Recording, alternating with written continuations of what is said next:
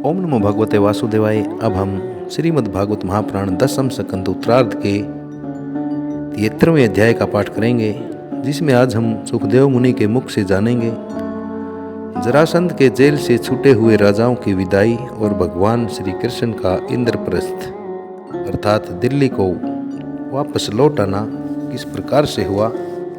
आइए शुरू करते हैं। सुखदेव मुनि जी कहते हैं, परीक्षित, जरासंध ने 20,800 राजाओं को जीतकर पहाड़ों की घाटी में एक किले के अंदर कैद कर रखा था। भगवान श्री कृष्ण के छोड़ देने पर जब वे वहां से निकले तब उनके शरीर और वस्त्र बड़े मैले हो रहे थे। ये राजा भूख से दुर्लभ हो गए थे और उनके मुंह भी सूखे हुए थे। जेल में बंद रहने के कारण उनके शरीर का एक एक अंग ढीला पड़ गया था। वहां से निकलते ही उन राजाओं ने देखा कि सामने ही भगवान श्री कृष्ण खड़े हुए हैं। वर्षा के बादल के समान उनका सांवला सांवला शरीर है, उस पर पीले रंग का रेशमी वस्त्र फहरा रहा है। 4 भुजाएं हैं जिनमें गदा, शंख, चक्र और कमल शोभित हो रहे हैं। छाती के भाग पर सुनहली रेखा श्रीवत्स का चिन्ह है और कमल के भीतरी भाग के समान कोमल और रत्न जैसी आंखें हैं। छाती पर श्रीवत्स का चिन्ह है।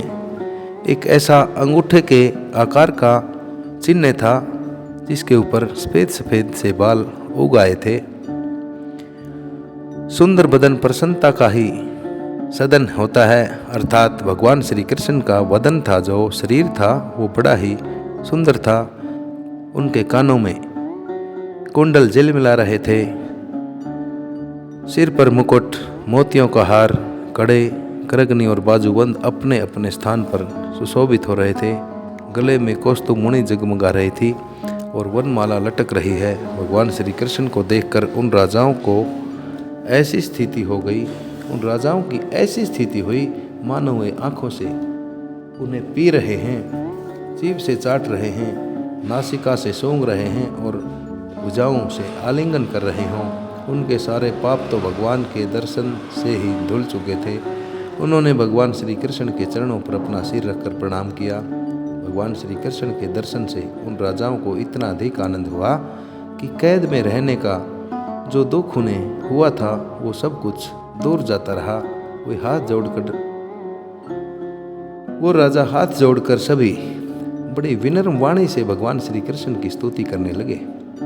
राजाओं ने कहा, हे भगवान श्री कृष्ण, शरण में आए हुओं के सभी दुखों को और भयों को दूर कर देने वाले, हे सच्चिदानंद स्वरूप, हे अविनाशी श्री कृष्ण, हम आपको नमस्कार करते हैं। आपने जरासंध के कारागार से, जरासंध की जेल से तो हमें छुड़ा ही दिया है। अब इस जन्म मृत्यु रूपी घोर संसार चक्कर से भी हमें छुड़ा दीजिए, क्योंकि हम संसार में दुख का बड़ा कटु अनुभव करके उससे अब ऊब गए हैं और आपकी शरण में आए हुए हैं। हे प्रभु, अब आप हमारी रक्षा कीजिए। हे मधुसूदन, हे हमारे स्वामी, हम मगधराज जरासंध का कोई दोष नहीं देखते। भगवान, यह तो आपका बहुत बड़ा अनुग्रह है, ये तो आपकी बहुत बड़ी कृपा है कि हम राजा कहलाने वाले लोग राज्य लक्ष्मी से दूर कर दिए गए। क्योंकि जो राजा अपने राज्य और ऐश्वर्य के अहंकार से उन्मत्त हो जाता है, उसको सच्चे सुख की, कल्याण की प्राप्ति कभी नहीं हो सकती। वह आपकी माया से मोहित होकर अनित्य संपत्तियों को ही अचल मान बैठता है। अर्थात आपकी माया ऐसी है कि संसार की जो संपत्तियां हैं उन्हीं को स्थायी मान लेता है। जैसे मूर्ख लोग मृग तृष्णा के जल को ही जलाशय मान लेते हैं, वैसे ही इंद्रियों के लोभ से ढके हुए और अज्ञानी जो पुरुष हैं वो भी इस परिवर्तनशील माया को सत्य वस्तु मान लेते हैं। भगवान, पहले हम लोग धन संपत्ति के नशे में चूर होकर अंधे हो रहे थे। इस पृथ्वी को जीत लेने के लिए एक दूसरे की होड़ करते थे और अपनी ही प्रजा का नाश करते रहते थे। सचमुच हमारा जीवन बड़े क्रूरता के साथ में भरा हुआ है और हम लोग इतने अधिक मतवाले हो रहे थे कि आप मृत्यु रूप से हमारे सामने खड़े हैं, इस बात की भी हम तनिक परवाह नहीं करते थे। हे सच्चिदानंद स्वरूप, काल की गति बड़ी गहन है, बहुत गहरी है वह इतना बलवान है कि किसी के टाले टलता नहीं है। क्यों न हो, वह आपका शरीर ही तो है। अब उसने हम लोगों को श्रीहीन निर्धन कर दिया है। आपकी ही कृपा से हमारा घमंड चूर चूर हो गया है। अब हम आपके चरण कमलों का स्मरण करते हैं। यह शरीर दिनों दिन कमज़ोर होता जा रहा है। रोगों की तो यह जन्मभूमि ही है। अब हमें इस शरीर से भोगे जाने वाले राज्य की भी इच्छा नहीं है, क्योंकि हम समझ गए हैं कि वह मृग तृष्णा के जल के समान मिथ्या ही है, नाशवान ही है। यही नहीं, हमें कर्म के फल स्वर्ग से भी, लोगों की भी जो मरने के बाद मिलते हैं, उनकी भी इच्छा नहीं है, क्योंकि हम जानते हैं कि वे नाशवान हैं, केवल सुनने में ही आकर्षक जान पड़ते हैं। अब हमें कृपा करके आप यह उपाय बतलाइए जिससे आपके चरण कमलों की कभी भी विस्मृति न हो। आपके चरण कमलों का आसरा कभी भी हम न भूलें। सदा स्मृति बने रहे, सदा आपके पैरों की ही स्मृति बनी रहे, चाहे हमें संसार की किसी भी योनि में जन्म क्यों न लेना पड़े। प्रणाम करने वालों के क्लेश का नाश करने वाले श्री कृष्ण वासुदेव हरि परमात्मा एवं गोविंद के प्रति हमारा बारंबार नमस्कार है।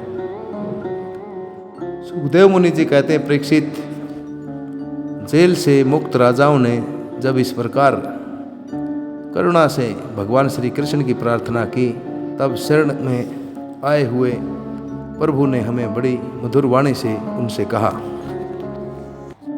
भगवान श्री कृष्ण ने कहा, हे नरपतियों, हे राजाओं, तुम लोगों ने जैसी इच्छा प्रकट की है उसके अनुसार आज से मुझ में तुम लोगों की निश्चय ही बड़ी दृढ़ भक्ति होगी। यह जान लो कि मैं आप सबका आत्मा और आपका स्वामी हूँ। नरपतियों, तुम लोगों ने जो निश्चय किया है वह सचमुच तुम्हारे लिए बड़े सौभाग्य और आनंद की बात है। तुम लोगों ने मुझसे जो कुछ कहा है वह बिल्कुल ठीक है, क्योंकि मैं देखता हूँ धन संपत्ति और ऐश्वर्य के मद से चूर होकर बहुत से लोग मतवाले हो जाते हैं। नहुस, वेन, रावण, नरकासुर आदि अनेकों देवता, राक्षस और नरपति श्री मद के कारण अर्थात अपने घमंड के कारण ही अपने स्थान से, पद से दूर हो गए। तुम लोग यह समझ लो कि शरीर और इसके संबंधी पैदा होते हैं, इसलिए उनका नाश भी निश्चित है। अतः उसमें आसक्ति मत रखो। बड़ी सावधानी से मन और इंद्रियों को वश में रखकर यज्ञों के द्वारा मेरा यजन करो और धर्मपूर्वक प्रजा की रक्षा करो।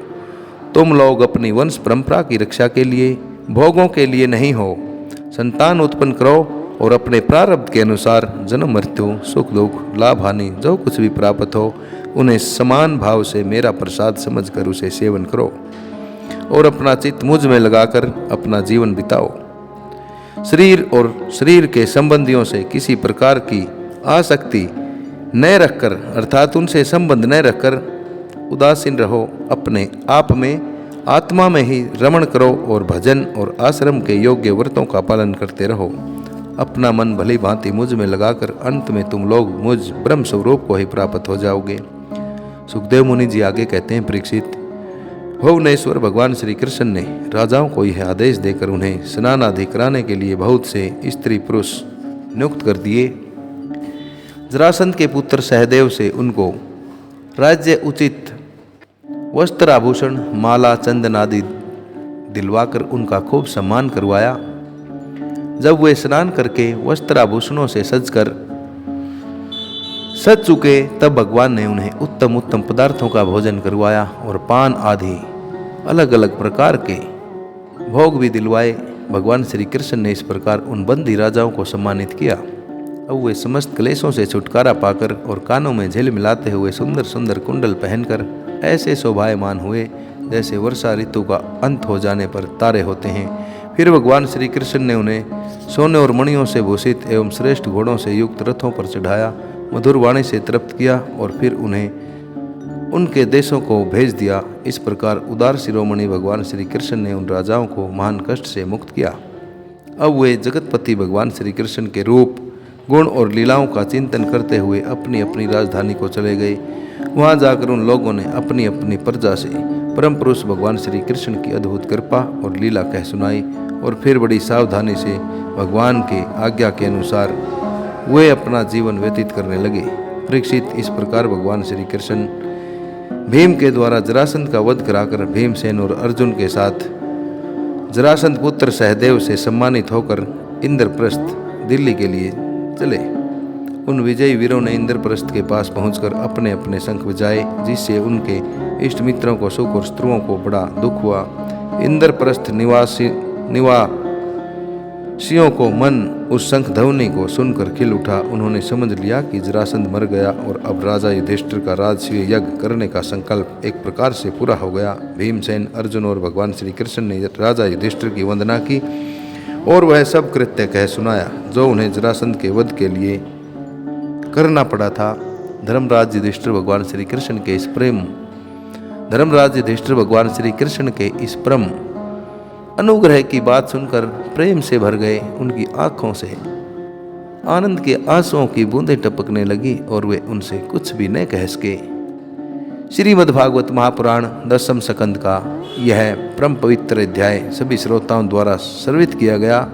नरेंद्र कौशिक की सभी से ये बारंबार प्रार्थना रहती है कि सच्चे सनातनी हिंदू होने के नाते इन परम पुण्यमयी कथाओं को आगे से आगे शेयर करें। ओम नमो नारायण चैनल को सब्सक्राइब करके सनातन धर्म के प्रचार और प्रसार में अपनी पुण्य आहुति का योगदान देते रहें। इन्हीं शब्दों के साथ आप सभी को नरेंद्र कौशिक की ओम नमो भगवते वासुदेवाय। अगले अध्याय में हम सुनेंगे भगवान की अगर पूजा और शिशुपाल का उद्धार किस प्रकार से किया।